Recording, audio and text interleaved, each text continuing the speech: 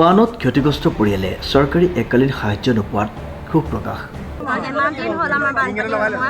আজিলৈকে আমি সাহায্য একো পোৱাটো নাই যিটো চৰকাৰী 15,000 টকা পইচা পাবলগীয়া আছিলে সেইটোতো আজিলৈকে আমি একো খা খবৰ পোৱা নাই। আমি গাঁওবুঢ়াক গৈ কাগজ দিলোঁগৈ, গাঁওবুঢ়াই কাগজখিনি ৰাখিলে, কিন্তু তেওঁ ক'লে চাৰ্কুল অফিচত দিমগৈ বুলি। তাৰপিছত আজি আকৌ আমি খবৰ কৰিবলৈ যোৱাত তেওঁ ক'লে যে চাৰ্কুল অফিচত মই দিবলৈ গৈছিলোঁ, কিন্তু কাগজখিনি আমাৰ নাৰাখিলে।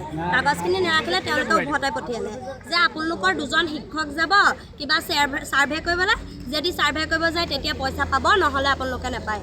সেইটোতো কোনো কথা নহয়। আমাৰবিলাকৰ ঘৰত পানী সোমাই বহুতো বস্তু লোকচান হৈছে, সেইখিনিতো আমি একো পোৱাটো নাইয়ে। এই 15,000 পইচাটোতো আমি পাব লাগে। তাকে আমি চৰকাৰক অলপ সাহায্য কৰিবৰ কাৰণে অনুৰোধ জনাইছোঁ। উল্লেখযোগ্য যে টিয়কৰ কাকজানত একাংশ বানাক্ৰান্ত পৰিয়ালে এটা মাহ পাৰ হৈ যোৱাৰ পাছতো চৰকাৰী 15,000 টকা নোপোৱাৰ অভিযোগ আনি ক্ষোভ প্ৰকাশ কৰিছে। আছিলে সেইসকলৰ আগতীয়াকৈ এনেকুৱা 15,000 পইচাটো সোমাব লাগিছিলে, কিন্তু শিবিৰত নথকা কিছুমান ব্যক্তিয়েও এই 15,000 টকাটো গ্ৰহণ কৰিছে। গতিকেলৈ তাৰ কাৰণে আমি মনত বহুত দুখ পাইছোঁ।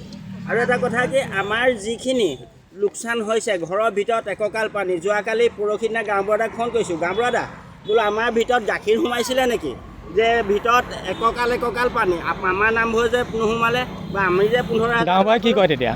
গাঁওবুঢ়াই ক'লে কি সেইবোৰ আমি নাজানো বোলে, সেইটো বোলে বিষয়ববীয়াসকলে জানে, কাক দিছে কাক নাই দিয়ে, সেইটো বোলে সিহঁতৰ কথা।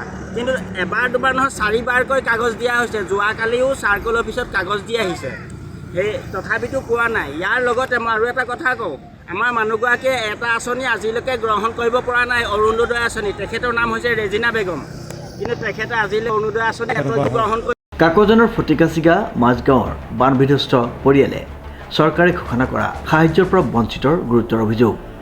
আজি এমাহ দিনে হৈ গ'ল আমাৰ ক্ষতিকাৰক যিখিনি হৈছিলে, এতিয়ালৈকে আমি সেইটো পইচাটো পোৱা নাই 15,000 টকাটো। আৰু ক্ষতিকাৰক বহুত হ'ল, আমাৰ পানী সোমাই বস্তু বাহনি ক্ষতিকাৰক হৈছে। আৰু বিশেষকৈ মোৰ মানুহজনৰ ভৰিখনো ভাঙিলে পানীত। আৰু তাৰপাছত এতিয়া কোনো গাঁওবুঢ়াটো নল'লে একো, লগতে আমি 15,000টো একো নাপালোঁৱে। গতিকে চৰকাৰৰ ওপৰত অনুৰোধ জনাইছোঁ আমি, যাতে আমাক ইয়াৰ ওচৰৰ কোনো মানুহে বৰ্তমানলৈকে পোৱা নাই নেকি আপোনালোকৰ স্থানীয়? আমাৰ এইটো পাৰৰ কোনোৱে পোৱা নাই, আৰু সকলো পাবলগীয়া মানুহে হয় ইয়াত, আৰু পাব লাগিছিলে। যিহেতু আমি এতিয়া নিজে কষ্ট কৰি খোৱা মানুহ, আৰু পানী হৈছে আমি ওলাবও পৰা নাই বাহিৰত। গতিকেলৈ গাঁওবুঢ়াওতো নাহিলে, আৰু চৰকাৰৰ ওচৰত অনুৰোধ জনাইছোঁ যাতে আমাক অতি সোনকালে 15,000টো দিবলৈ আমি অনুৰোধ জনাইছোঁ। এইসকল বানাক্ৰান্তই শিবিৰত থাকিও চৰকাৰে ঘোষণা কৰা 15,000 টকা নোপোৱাত স্থানীয় গাঁও প্ৰধান, মণ্ডল, গ্ৰাম্য ৰোজগাৰ সেৱক আদিৰ বিৰুদ্ধে ক্ষোভিত হৈ পৰিছে। আনহাতে এইসকল বানাক্ৰান্তই জিলা আয়ুক্তৰ সোনকালে সাহায্য বিচাৰি ব্যৱস্থা গ্ৰহণ কৰাৰ আহ্বান। আজি বানপানী হোৱা আপোনাৰ 18 আগষ্টত সোমাইছিলে, ৰাতি 18 তাৰিখে সোমাইছিলে।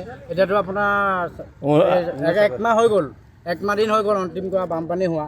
কি আমাৰ গাঁওবুঢ়াজন এতিয়ালৈকে এইটো পাৰে যে পানী হৈছে, বাবুল শইকীয়া বুলি কয়, বাবুল আলি, তেওঁ গাঁওবুঢ়াজন যে পানী হৈছে একদিন চাবলৈও নাহিলে আমাৰ ইয়াত, যে সেইটো পাৰে কেনেকৈ আছে মানুহবোৰ, কি হ'ল কি কথা, তেওঁ পানীটো চাব নহাটো নাহিলেই। যোনটো এককালীন সাহায্য পইচা 15,000 টকাটো চৰকাৰে বিতৰণ কৰিছিলে, সেই 15,000 টকা পইচাটো আমাৰ কোনো মানুহে পোৱা নাই।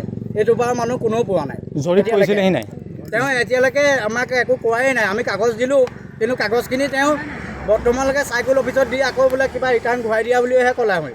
সেইটো কাৰণে কি তেওঁ বৈঠক কৰিবলৈ অহা নাই, এতিয়ালৈকে অহা নাই, তেওঁ অহাই নাই আমাৰ ইয়ালৈ। সেইটো কাৰণে কি আমাৰ পানীটো কি আমাৰো কি যিটো চৰকাৰে এককালীন সাহায্য পইচা দিছে, সেই পইচাটো আমাৰ প্ৰাপ্যটো আমি পাব লাগে। আমাৰো ঘৰত পানী চানী সোমাইছে না, আমাৰো দিগদাৰ হৈছে। সেই পইচাটো চৰকাৰে দিয়া পইচা, এইটো তেওঁ কোনো গাঁওবুঢ়া গাফিলতি নহয়, কোনো হেৰি নাই। সেইটো কাৰণে যেন আমি পইচাটো পাব লাগে। সেইটো কাৰণে আমি গাঁওবুঢ়াই গাফিলতি কৰিছে না কোনে তদন্ত কৰিছে আপোনাৰ, সেই কথাটোৰ কাৰণে আমাক হেৰিটো লাগে, বিচাৰটো, তেতিয়া আমি ক'ব পাৰিম বস্তুটো। টিয়কৰ পৰা বিৰাজ বৰাৰ ৰিপৰ্ট, নিউজ নাও।